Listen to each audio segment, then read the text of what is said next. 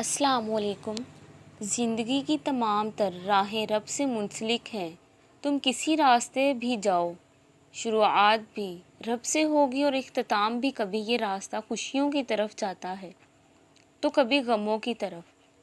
ایسی منزل جو اللہ سے ملاتی ہو، اس کا راہ ہی بننے سے زیادہ افضل کیا اور کچھ ہو سکتا ہے؟ نہیں، بالکل نہیں۔ جب اللہ نے خود فرما دیا کہ میں نے انسانوں کو اپنی عبادت کے لیے پیدا کیا ہے، تو راستے اللہ کے سوا کسی اور سے منسلک ہو بھی تو کیوں؟ اپنے دل کو اللہ سے جوڑ لو۔